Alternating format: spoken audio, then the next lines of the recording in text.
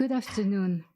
Thank you for being here as SUNY Westbury proudly celebrates Black History Month.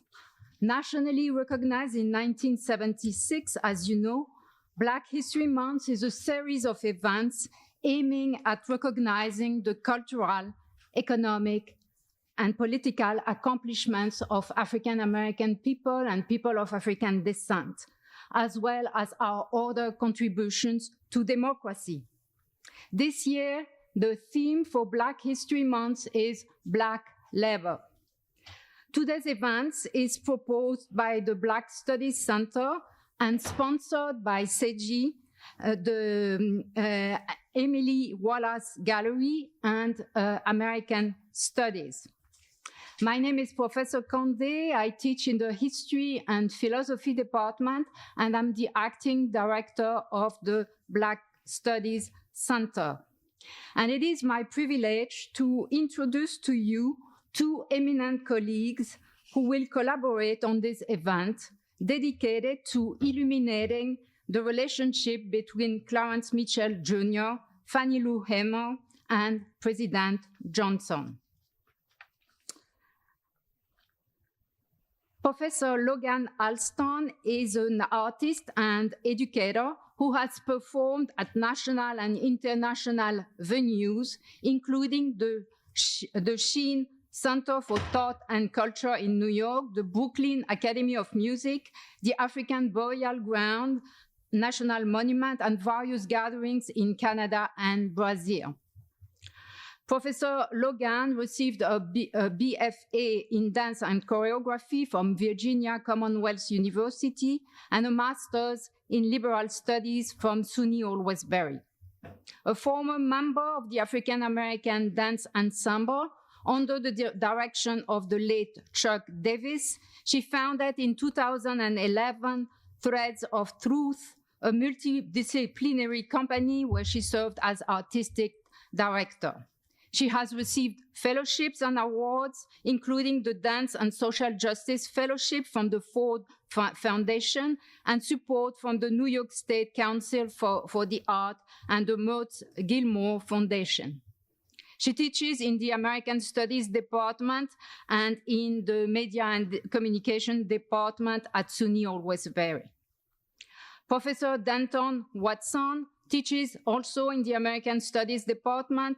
He is the author of Lion in the Lobby, Clarence Mitchell Jr.'s Struggle for the Passage of the Civil Rights Law, and a project director and editor of the Papers of Clarence Mitchell Jr., a 10-volume historical documentary edition of the Lobbyist Archives. Born in Jamaica, Professor Watson immigrated to the United States to attend the University of Hartford. Upon obtaining his bachelor's degree, he next earned his master's degree at Columbia University Graduate School of Journalism. As a journalist, he worked at the Hartford Courant, United Press International, Time Magazine, the Washington Star, and as an editorial writer for the Baltimore Sun. His study of civil rights history began upon his appointment as Assistant Director of Public Relations by Roy Wilkins, NAACP Executive Director. He was tutored in civil rights history by all of the principal staff members who led the NAACP during the modern civil rights movements, including Clarence Mitchell Jr. Since 1979, Professor Watson has been dedicating his professional life to making sure the profound contribution of Clarence Mitchell Jr. as the lobbyist who led the struggle for some 30 years in Congress for passage of all the principal civil rights laws in the 20th century are not written out of civil rights history. Thank you. So we'll start with a performance by Professor Logan. Please welcome her.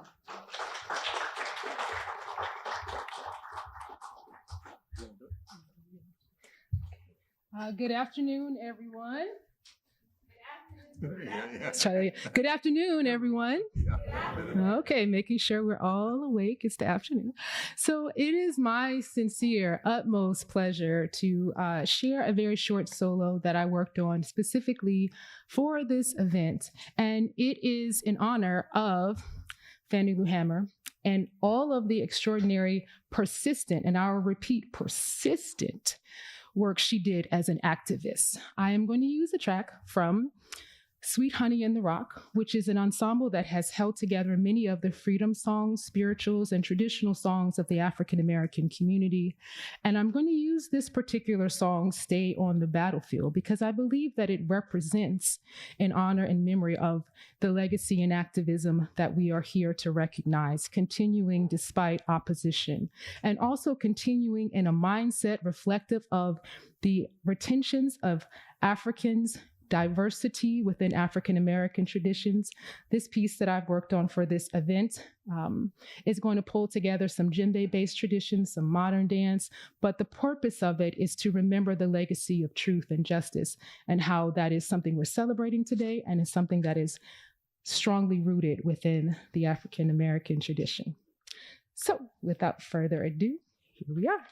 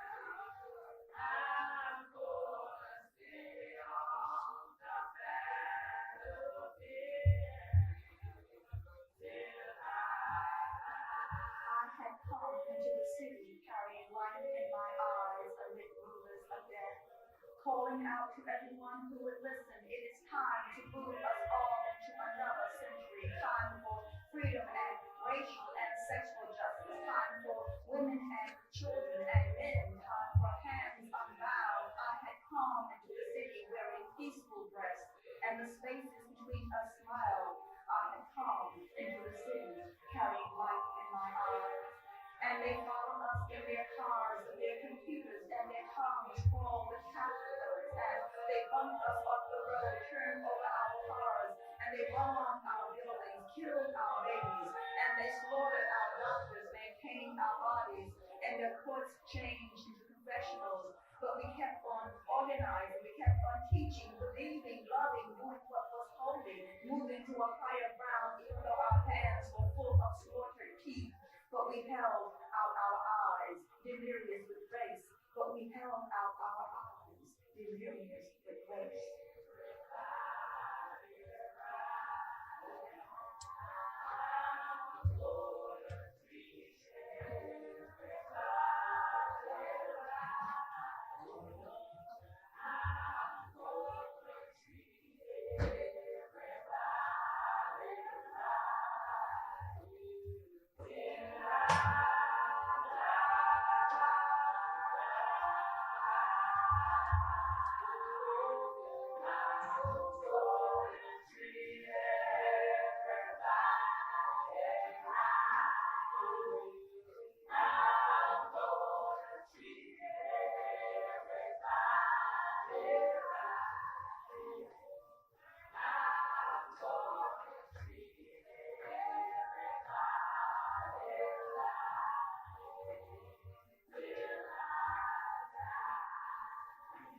Come, I say come, you sitting still, let's get back to here. Come, I say come, you standing still there, double breasted monkeys, come. I say come and return to the fight, this fight for the earth, this fight for our children, this fight for our life. We need your hurricane voice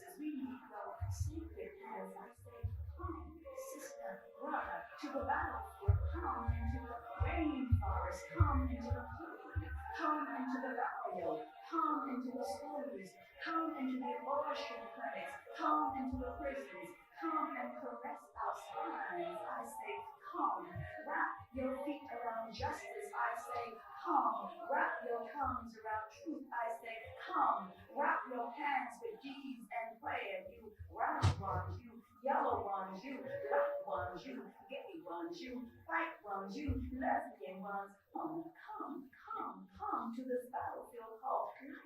Come, life, come, life, come, life, come, life, come, life, life.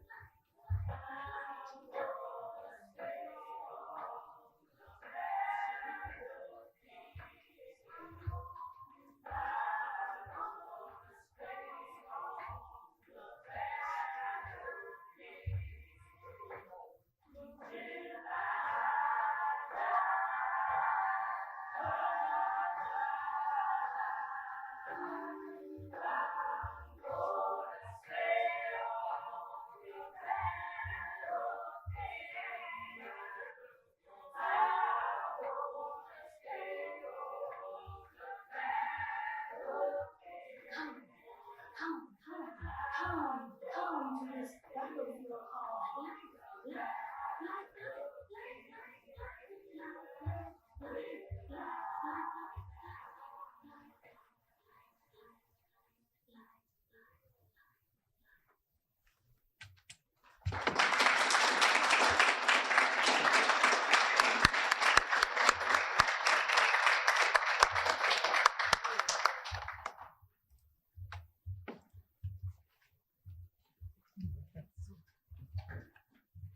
Thank you very much, Fatima.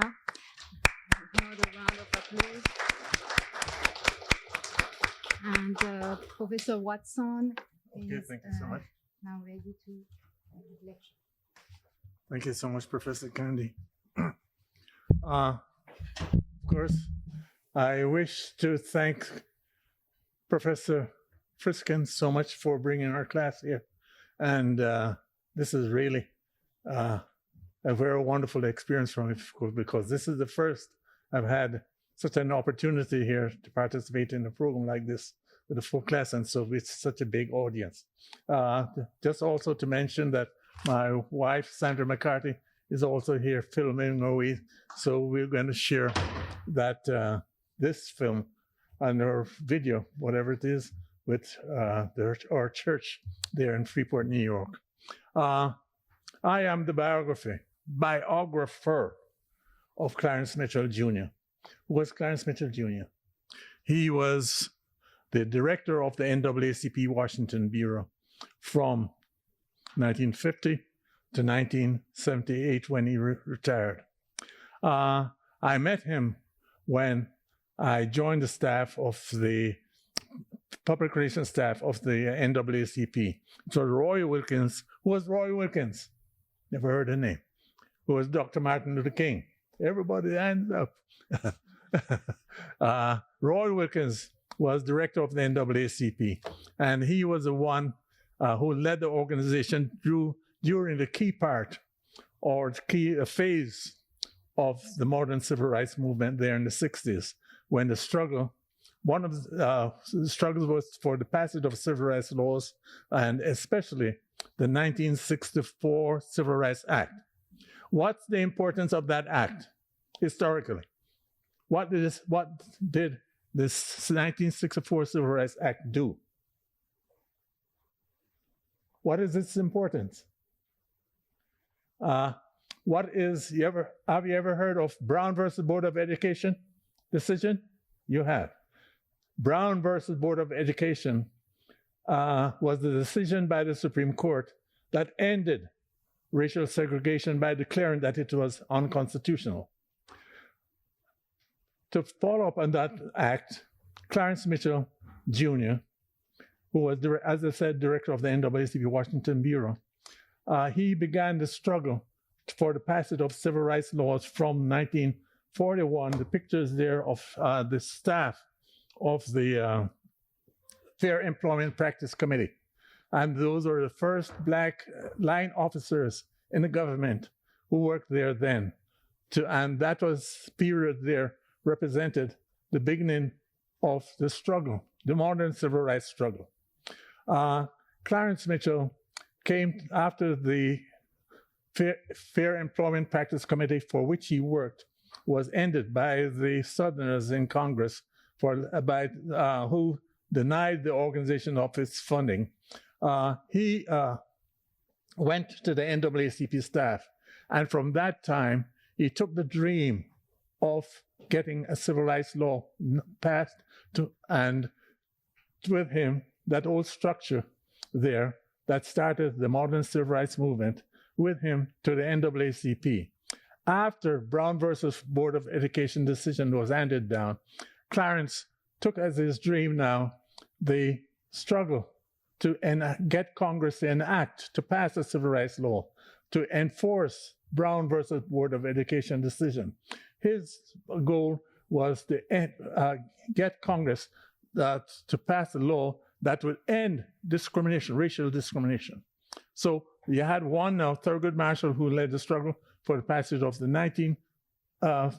for the Brown versus Board of Education decision, 1954, to Clarence Mitchell, who now continued that struggle, in effect, which enabled us to end discrimination.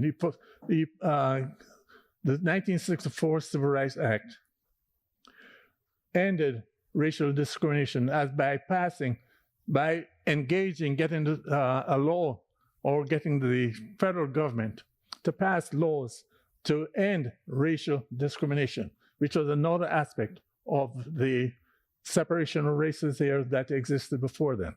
My goal has been to document the role that Clarence Mitchell played in that period.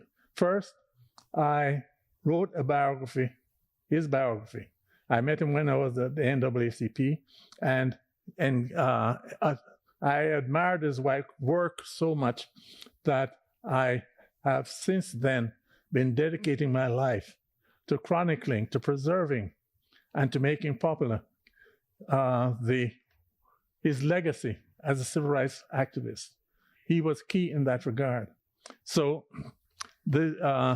I have given you here now, or provided for you, handouts from my biography of him. And I hope all of you, if you haven't received, take a have a seat there.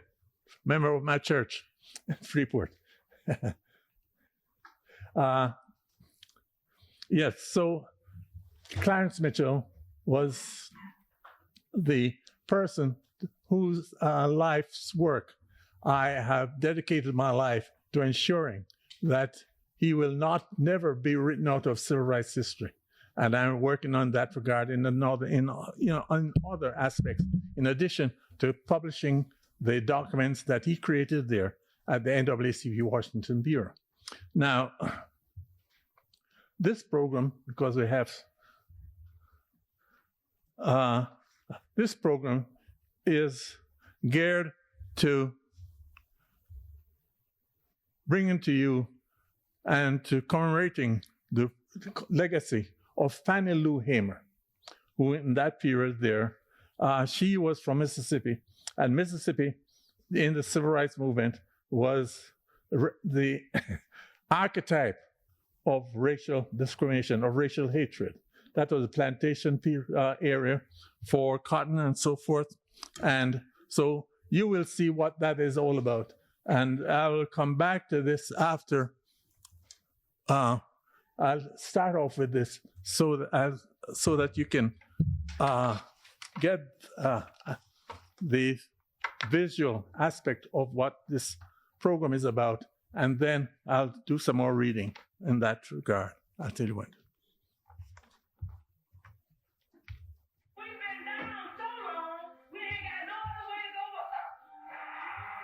An icon of civil rights history tells her own story in words and song. I question America. Is this America? The land of the free and the home of the brave. If I hate you because you hate me, I'm no better than you are. Fannie Lou Hamer's America. The following program contains mature content, including racial epithets used in historical context and descriptions of violence. Viewer discretion is advised.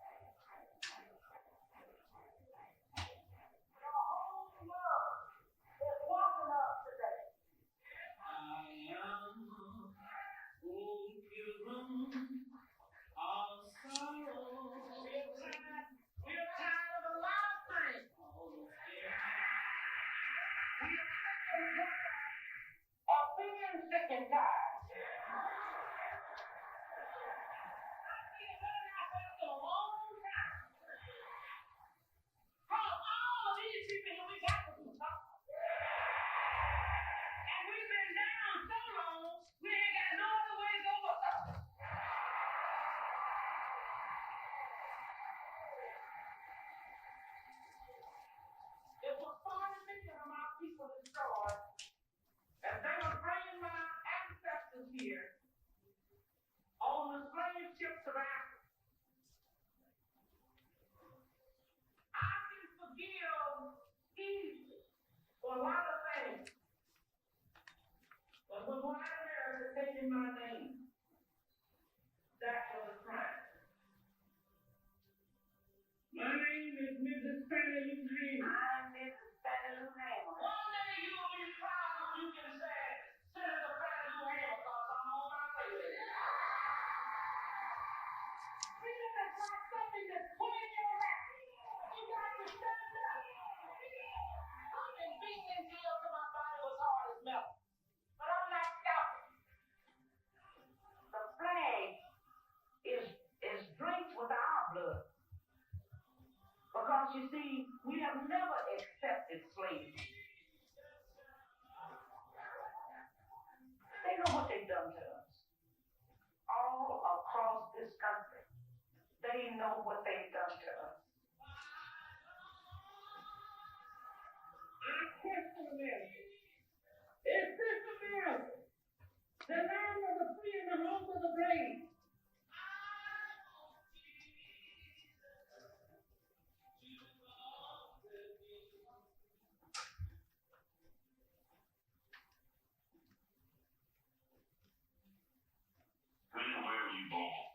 I was born 1917 in Montgomery County, October 6th. You born on plantation? Yes, I was. You know the name of plantation? No, I don't.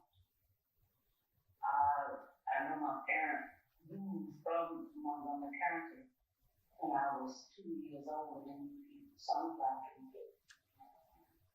Go to the plantation then? Yes, my parents moved on a plantation when I was 2. They moved with the landowner about 4 miles and a half from here, almost to the Barnes plantation. And that's where my father and my mother were sharecroppers. Quite a long time.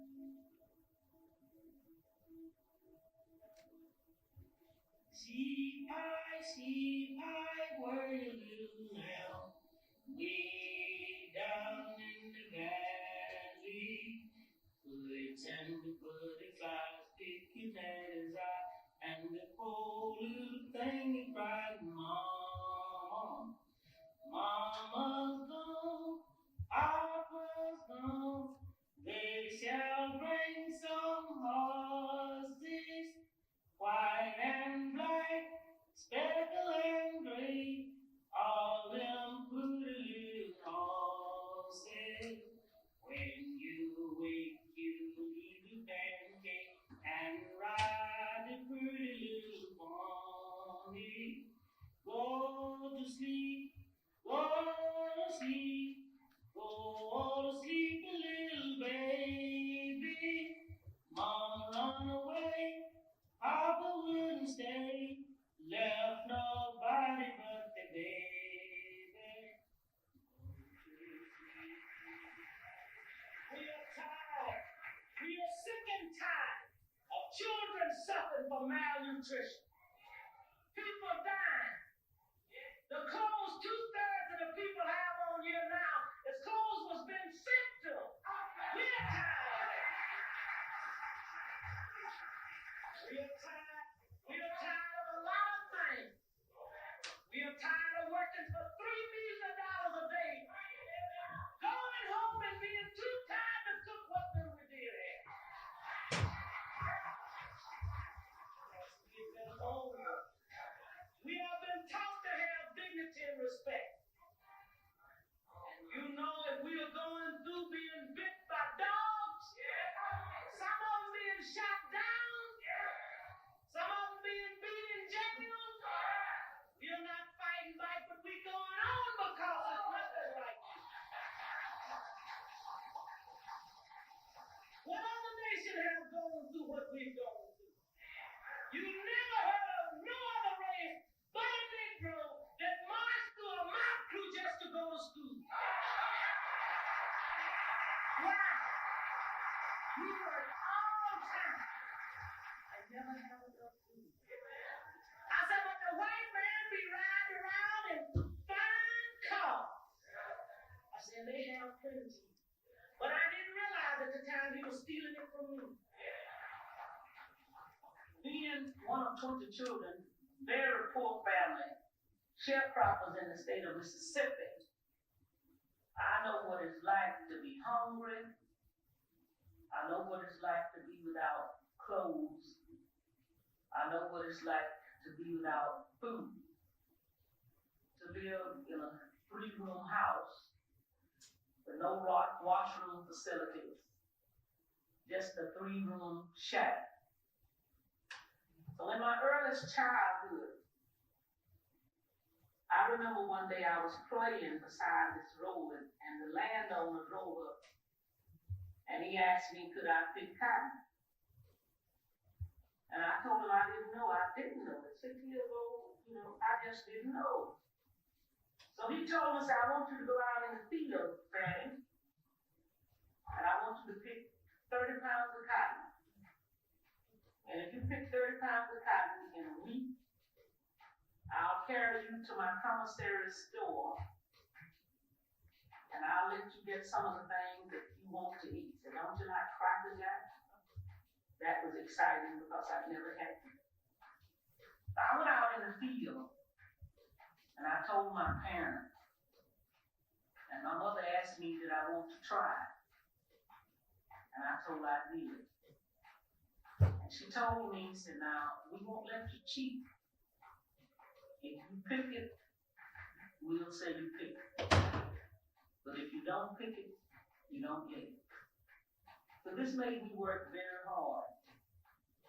But that week I did pick 30 pounds of cotton.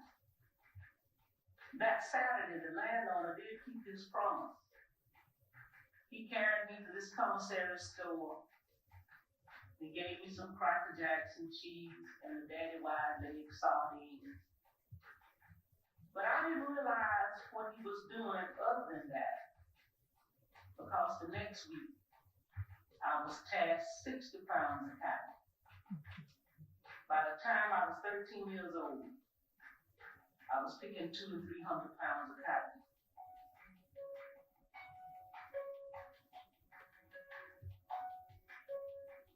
I was 17 years old. I picked 300 pounds of cotton a day.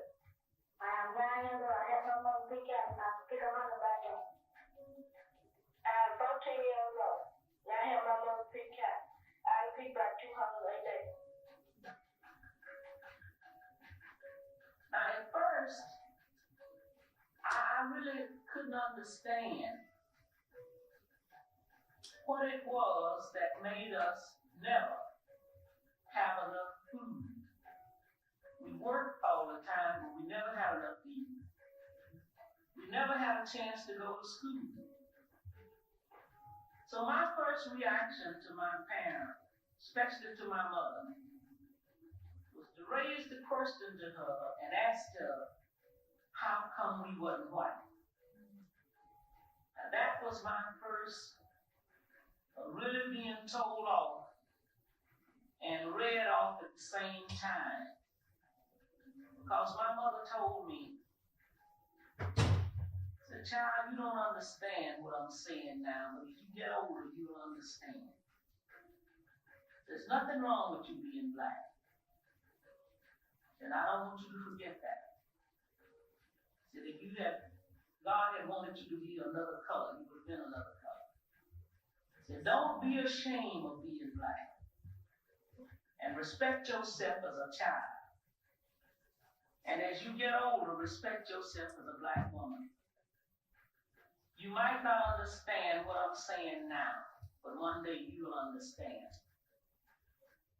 Then finally, my mother bought me the first black doll I had ever seen. But the only doll that she ever bought me was a black doll. And what my mother was doing, I couldn't understand it then, but I understand now. She was at that time teaching me to respect myself. My mother's mother had 23 children, 20 boys and 3 girls. She was a slave. And we know, as well as you know, that this country was built on the blood and the sweat of black people. And all we are saying to you today, now what you have done in the past, you've done that. But we can't let you get away with just trying to wipe us out as human beings.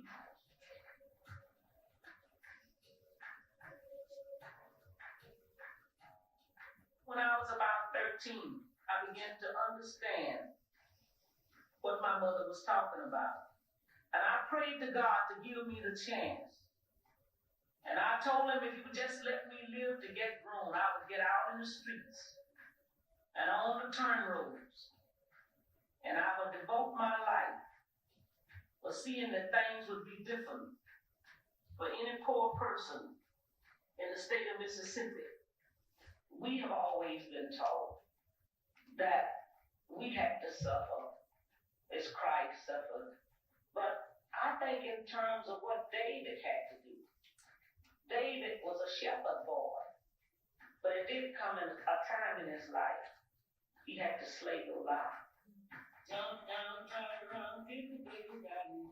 Jump down, turn around, people build daddy. Oh Lord, people build daddy. Oh Lord, people build daddy. Jump down, turn around, people build daddy. Jump down, turn around, people build daddy. Jump down, turn around, people build daddy. Jump down, turn around, people build daddy. Oh Lord, people build daddy. Oh Lord, people build daddy. So in 1962, the Student Nonviolent Coordinating Committee came into Louisville. That Monday night, I went over here right around the corner here to this church, William Chapel. And the pastor announced at the end of service that there would be a mass meeting that night, that Monday night. My husband drove me from out in the rural area where I had been working to the church.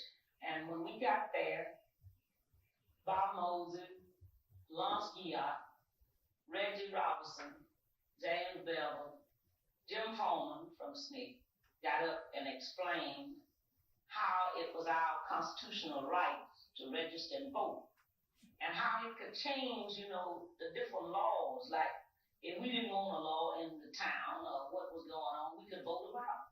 So that I thought it was the most remarkable thing that could happen in the state of Mississippi.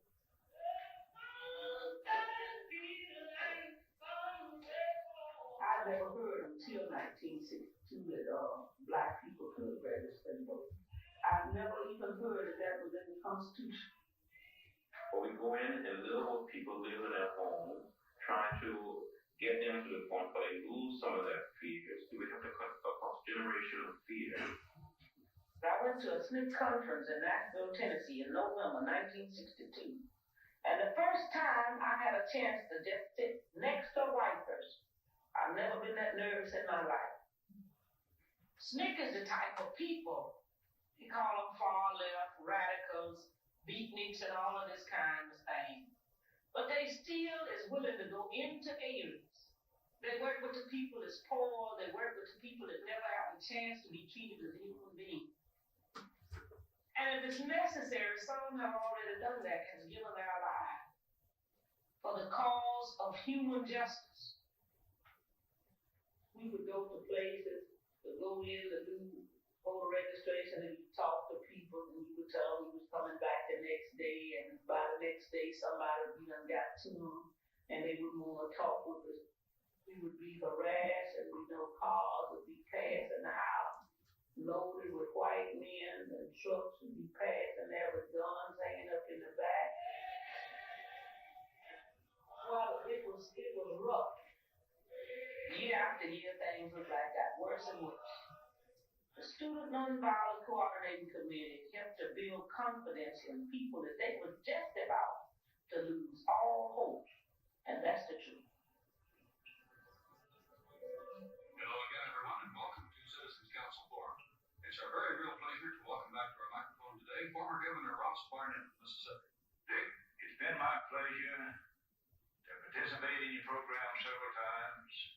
And I'd like to say that it's been my privilege to travel throughout the length and breadth of America during the last 2 years. One thing that has impressed itself upon me throughout my travels, and that is how similar the people of this great nation really are. No matter where they happen to live, they're all about the same. I know that you were asked about the state of race relations in Mississippi at the present time. What was your answer to that question?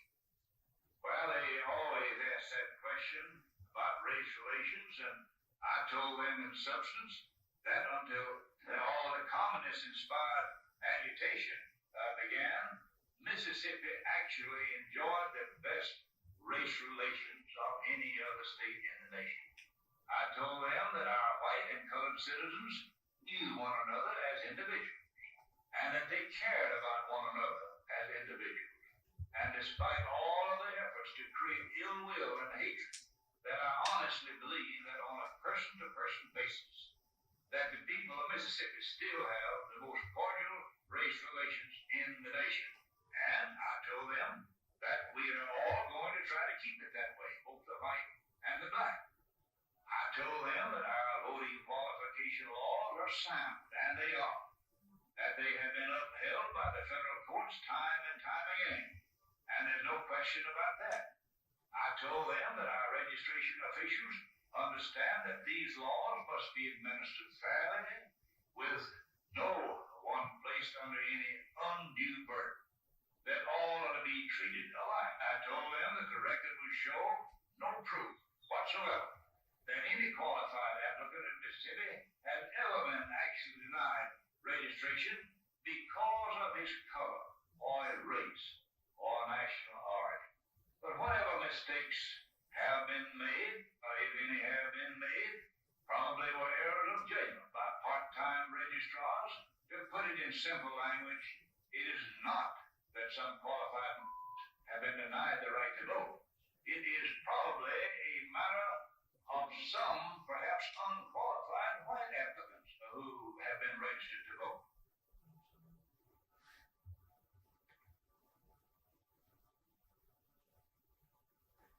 I began from the first beginning, August the 31st in 1962, that I traveled 26 miles to the county courthouse to try to register to become a first-class citizen. I was met by my children when I returned from the courthouse, and my girl and my husband's cousin told me that this man that we had worked for was raising a lot of cane. And about that time, the man walked up, Mr. Barlow, and he said, "Is Fannie Lou back yet?" So my husband said, "She is." I walked out of the house at this time. He said, "Fannie Lou said, you've been to the courthouse to try to register. We are not ready for this in Mississippi." I said, "Well, I didn't register for you. I tried to register for myself." He said, "We are not going to have this in Mississippi, and you will have to go down and withdraw." And he said, "I'm looking for your answer, yea or nay." So I just looked. And he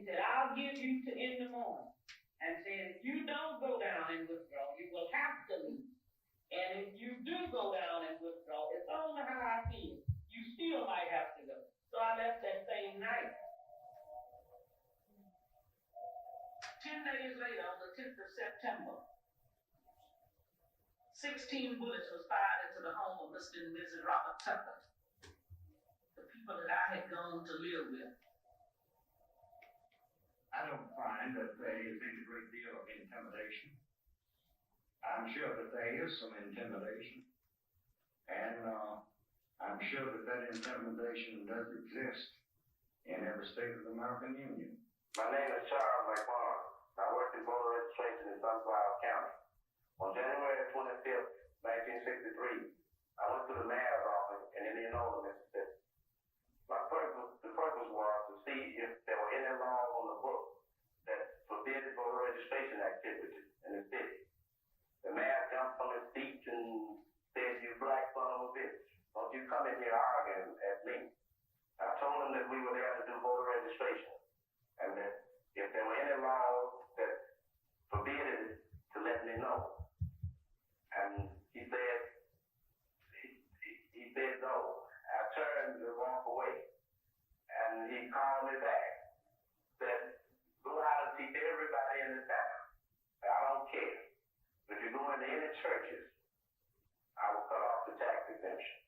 For instance, you had some 28 to 30,000 qualified in the state to participate in the last campaign for Congress, which took place just a few weeks ago. And of that 25 or 30,000 that could have participated, there were only about 4,500 votes that were cast. The trouble is that like the white man, was not interested. My name is Jesse Harris. I participated in voter registration in Mississippi Delta. It was during 1962. I was arrested in Jackson for contempt of court and fined $100 fine and 30 days in Hines County Farm. The first time I was beaten was in Hines County on the elevator. Officers asked me my name and where I'm from, and I told them I was from Jackson. And so he beat me and hit me back the head in the back and thing. The second time I was beaten on the Hines County Farm because he asked me where's our farm also, and I told him Jackson. And he said, "Oh, you one of those freedom riders?" And I told him I didn't know what it was, so he beat me. We are not going to tolerate any group from the outside of Mississippi or from the inside of Mississippi to take the law into their own hands. We are going to see to it that law and order is maintained and maintained Mississippi style. If I hate you because you hate me, I'm no better than you are. And all we want to do is to make these people understand that we are human beings and we can work together in this country, and to have a democracy, that's what we're going to have to do. And I think about the turmoil and the things that's going on across the country, and it carries me a long way back. It carried me back to the early 60s when a young man living in a place called Liberty, Mississippi, his name was Herbert Lee. He had 9 children. He was shot down by a state representative. It carries me back to 61, the time when Reverend Lee at Belzona was on his way home and was shot going in his driveway. It brings me up unto other people that have been killed.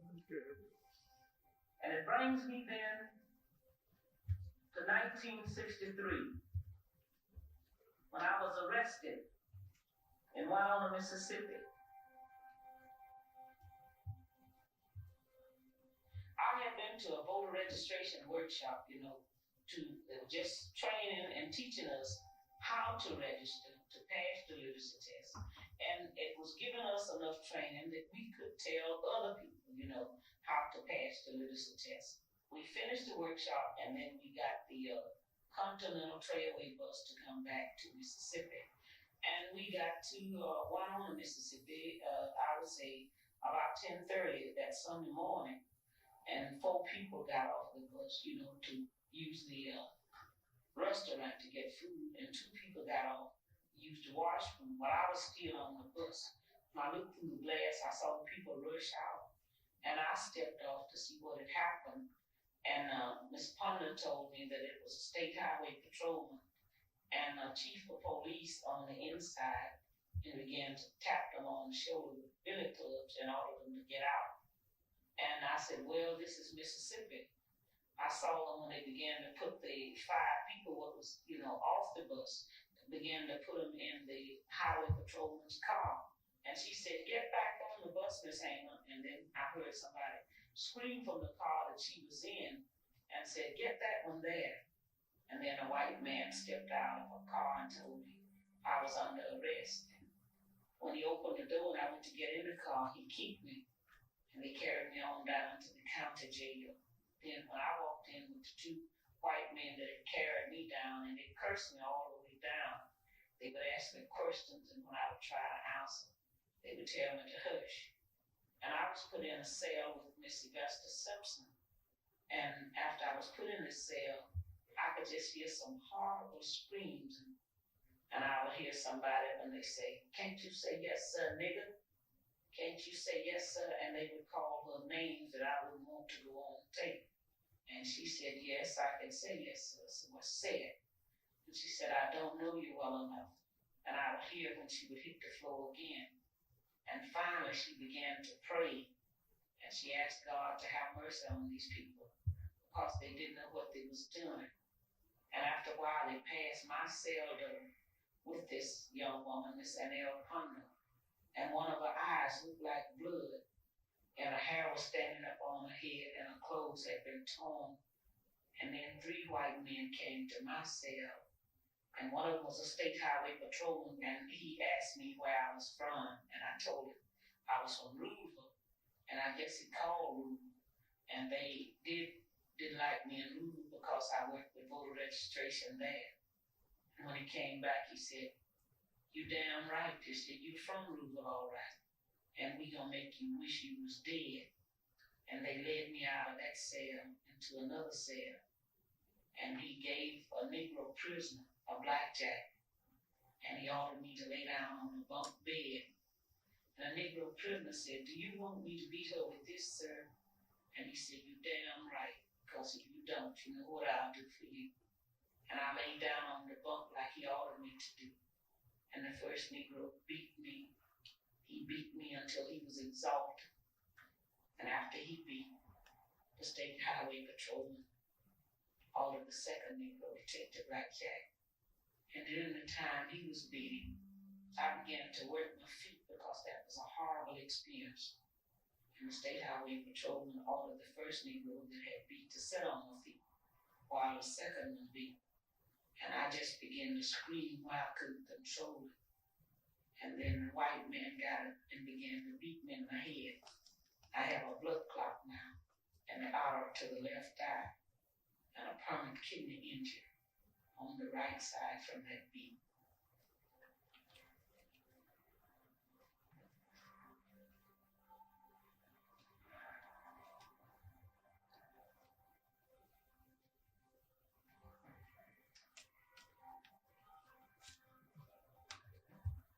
Time, you know, I was out on the road. One second.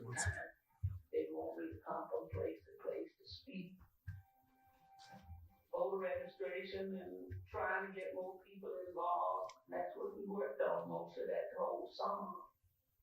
All that SNCC is trying to do, and the young people that came into Mississippi from the 1964 project, all they're trying to do is to say, these are human beings and they're supposed to be treated like anybody else. Like the cop won't try to talk to you. The white people in the community, especially young people, Okay, what is SNCC? SNCC. What is SNCC? Do you know that organization? Student Nonviolent Coordinating Committee. How about what is CORE? C-O-R-E. No one? Congress of Racial Equality. What is NAACP?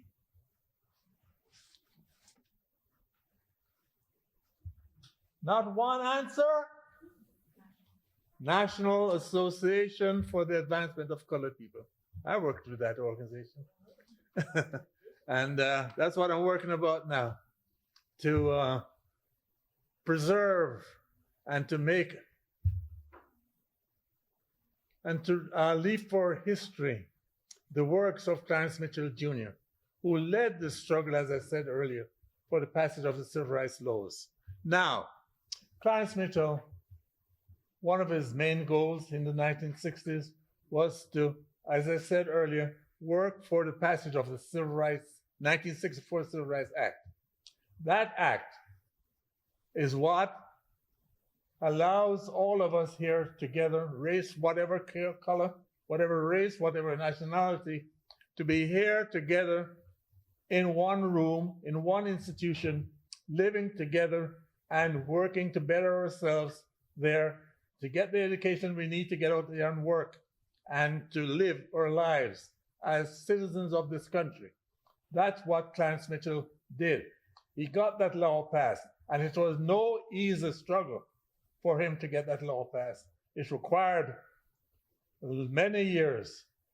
First, he had to work for the passage of the 1957 Civil Rights Act to break the psychological barrier in Congress for the passage to get white people there in Congress from the South, the Southerners, to pass the 1957 Civil Rights Act. But that was a weak law.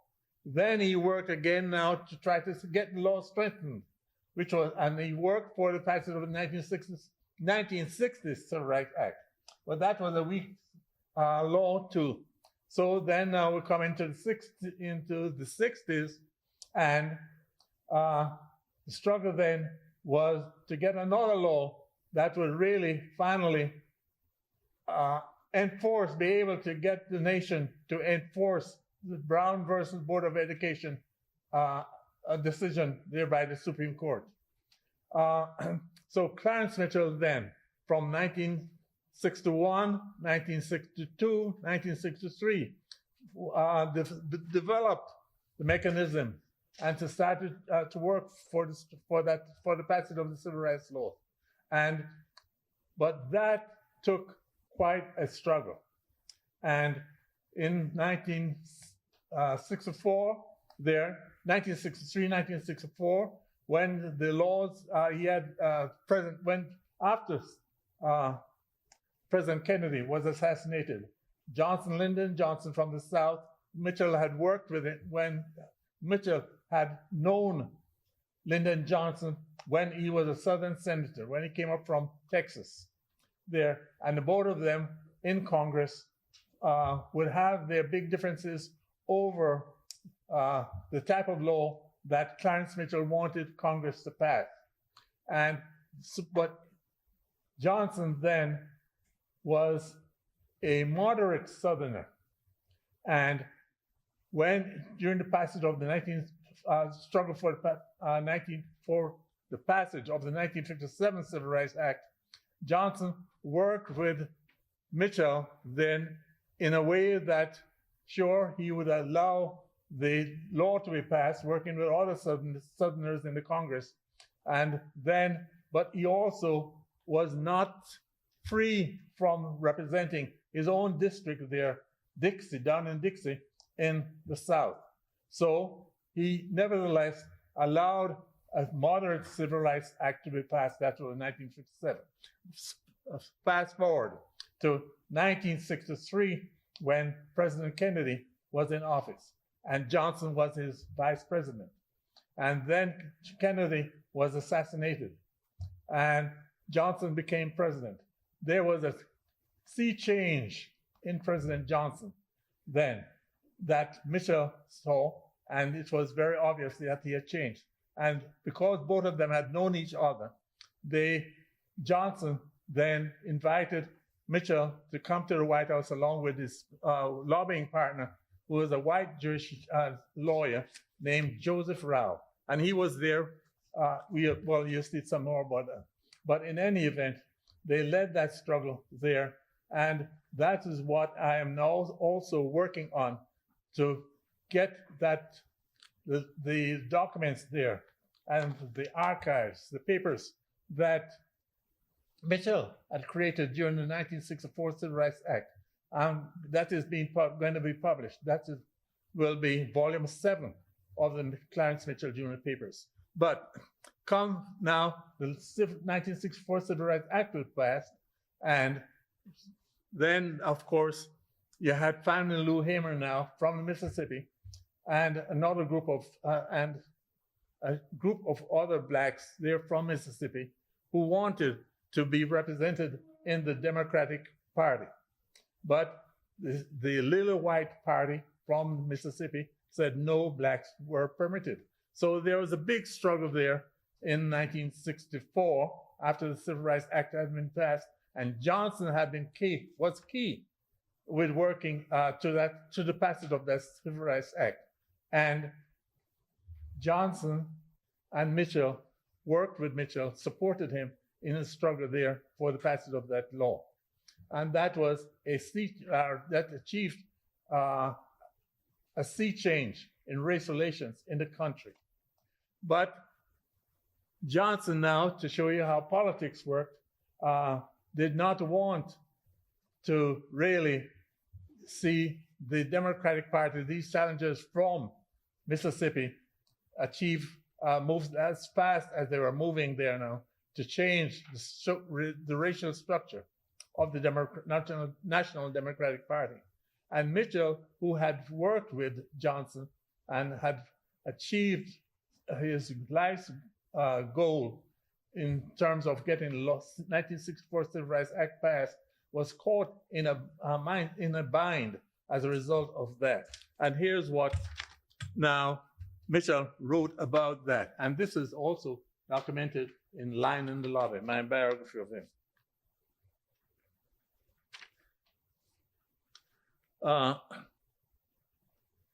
Mitchell wholeheartedly favored the compromise that was being worked out to get the Mississippi blacks represented there. That was Fannie Lou Hamer and those who were demanding passage of, who were demanding acceptance of the black delegation there in the Democratic Party.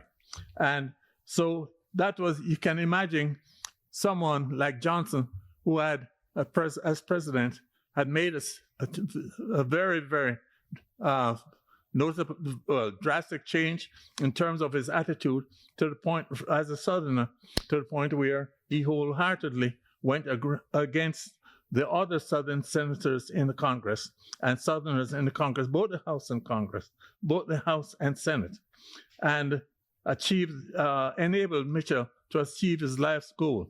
And here's what Mitchell said now in terms of that dilemma from his workbench, which was a column that he wrote in newspapers.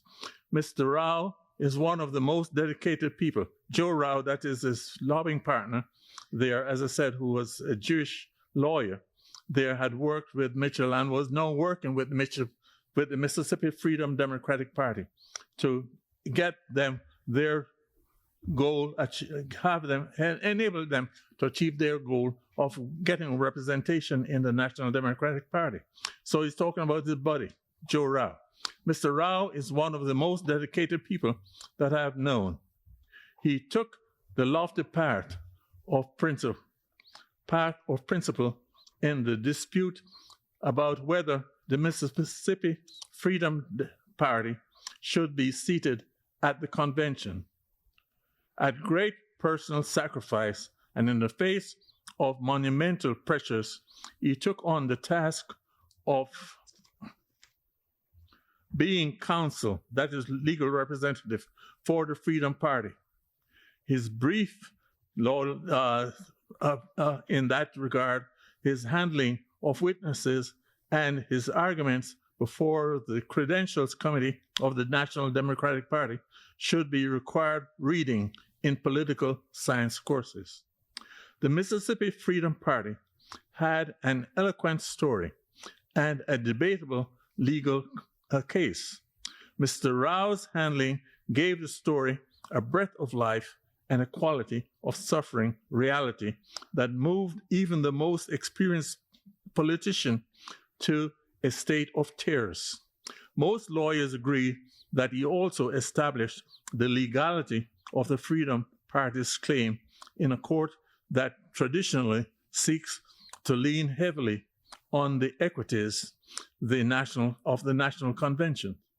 After his truly magnificent performance had that one place, status, and a long-range plan for preventing future discrimination, Mr. Rao found himself in the unhappy position of a lawyer whose clients announced that they would not accept the decision even before of the courts, that is the Mississippi Freedom Democratic representatives now, those delegates, they would not accept the decision that Rao had worked out with the courts. And he explained to them, a man of lesser status, that is than Joe Rao, would have exploded. He declined to be bitter. Dr. Henry was also a Mississippian.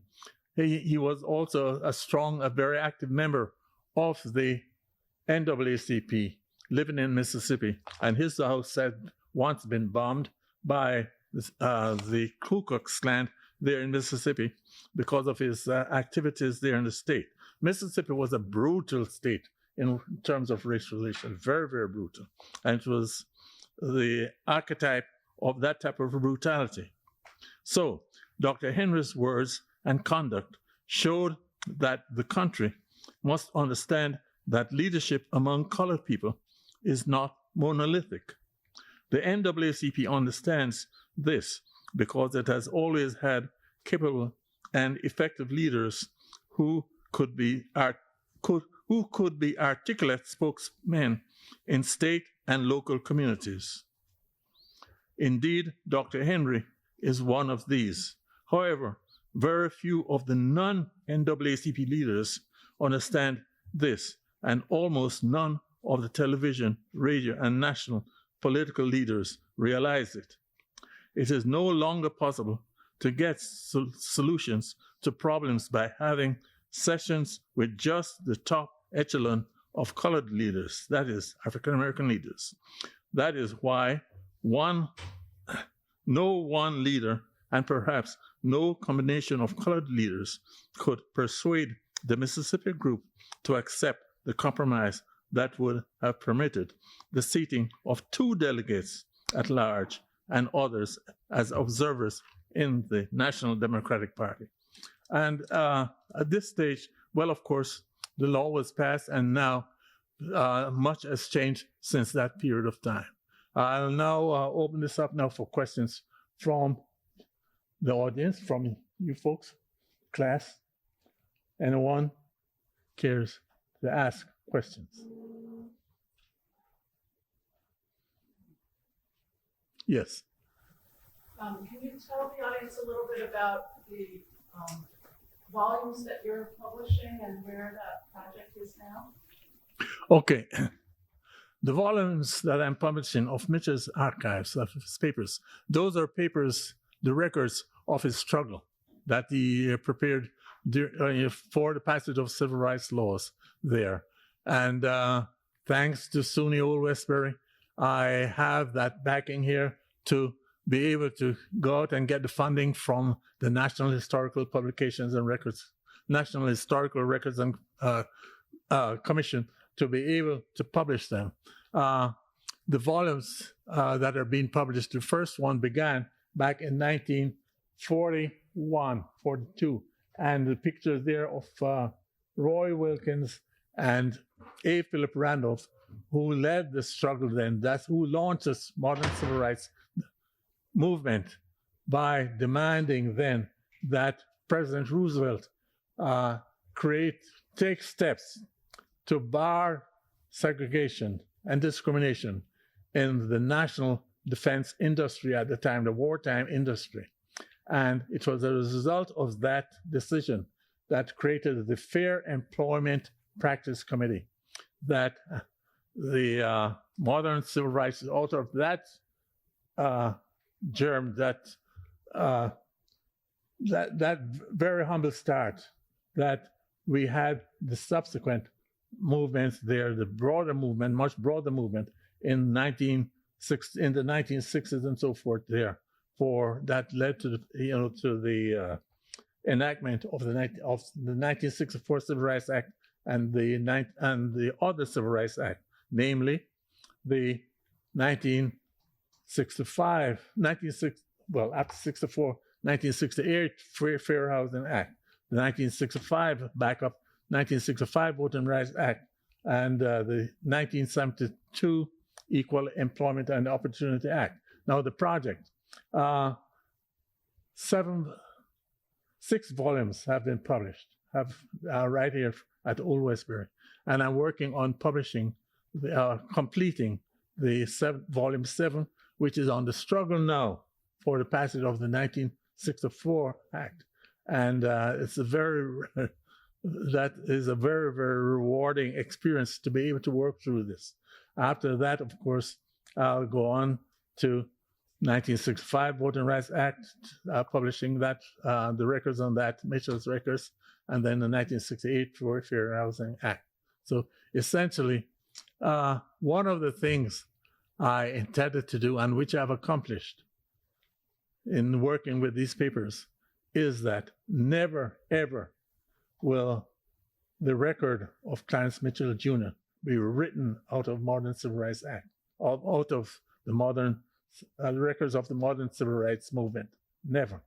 And so that is an accomplishment I'm very, very proud of. I'm also, of course, very proud of the fact that these records will be there for as long as the Republic stands, as tools for the study of how the movement enacted, all these laws were enacted.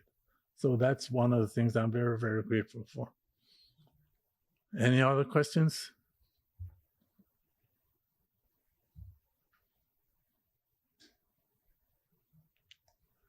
I have a question. Yes. Is it possible for students to get involved in the creation and publication of these works? Yes, that's something I have to work on here in the campus. And of course, I have started, it's really the very humble beginning in that when the funds were available then, in terms of that was when I started the project, to have the documents, the reports. I'm publishing the reports, Clarence Mitchell reports of his struggle. And that's what the project is really about now that I have there. And students were able to assist me then in working with that. And that was an educational process for those who had that opportunity. I'm hopeful that I'll be able to have, and in fact, I've applied for funding to pay students to work with the project as transcribers. And so that's another way for them to get involved. But I also teach the course, of course, the Civil Rights and Congress class there, which I'll be back and forth in the classroom. And so I hope that this is a way of me now advertising that class, that class. And so I hope to be able to see as many of you there as possible. Yes. With all these projects, is it possible that you have funding for scholarships with students whose family are not? No, not for scholarships, no. You touched on that, Professor Watson, quite a bit, but I was wondering if you could expand on the importance of recording history and the importance of accessing this history, maybe the lessons that they have for our present times. Without the recording and the preparation of books, movies, videos, and whatever on the historical struggles, the history of those struggles would not be possible. It would not really be out there for others in generations to come to really understand it. That's what history is all about. And so in terms of, as I said, Clarence Mitchell will never be written out of, can never, ever be written out of modern civil rights history. And that is an example of the importance of this type of documentation that I'm doing here now. Thanks to the support I've been receiving from Old Westbury. So, and then of course the classes and the books. This is a 800-page book from which this has been taken. Here it documents that, and I will be doing this for as long as I'm able to, in terms of working on this aspect of my stay here, my term here at Old Westbury. Any other questions? Well, in terms of the pictures, I hope as you leave, you'll take a look at the pictures. It's a very small selection, but what I hope to be able to do, and this is what another professor here, who was here before, she's no longer here, Dr. Lana Turner, has suggested that I do, and that is to have an exhibit in the library, a permanent exhibit there. And this is the start of that project. This will be this, or let's say is the start of that project, because I'm going to, again, reach out to the library and have them have a place in the library for you to come and see this, and then, of course, to generate history, the interest that will enable you to want to learn more about the civil rights movement here and what this structure is all about. And let me just go on. I used to ride a bicycle around campus. I was well known for that. But of course, that wore on my hip, and that is. So, Roy Wilkins, Clarence Mitchell Jr. there. The Roy Wilkins, again, who hired me at the NAACP, their public relations office, and that's how I met Clarence Mitchell Jr. And he was one of my teachers there, my professors on staff, because as a publicist there, public relations, he wanted my help in promoting his work so that he would have better recognition throughout history, throughout time. And so I'm working on that. And that's what the volumes are about. Roy Wilkins there with A. Philip Randall. Who was A. Philip Randall? Again, he was the one who launched the modern civil rights movement in 1941 by threatening to lead a demonstration, a march on Washington of first 100,000 people, 100,000 black people. And of course, in Washington, there, that was a big scare for them. And so Roosevelt issued Executive Order 8802 there, which created the Fair Employment Practice Committee. That committee again set the stage now for blacks in the government to create the definition of racial discrimination and to start the effort now to end racial discrimination in government employment. Mitchell, in 1946, that the Southerners in Congress cut off the funding for that agency. So Mitchell left there and went to work for the NAACP. And from that big name there, Mitchell kept on going and working strongly for the practice of the laws. This was a group there, 1941, the first blacks who worked with the Fair Employment Practice Committee. President Johnson here handed Roy Wilkins a pen that he had used to sign, one of the pens he used to sign the 1964 Civil Rights Act. There we have Mitchell and Johnson, they had private bonds, again, as I said, with Dr. Martin Luther King. And you can see the admiration that existed between Mitchell and Johnson of each other, or for each other. Mitchell and Johnson once more here. And this now is for passage of the 1968 Fair Housing Act. And then Johnson and Mitchell once more. So I'll be asking the library to have these there displayed as a part of the permanent exhibition of the Mitchell Papers project. But there are a lot more pictures I have in the office. And I hope that this will serve as an inspiration for all of you to be more attentive to and to spend some more time in studying the struggle that for the end of racial, for the laws that were needed to end that racial discrimination and segregation that once divided our country so much. Any other? Thank you so much.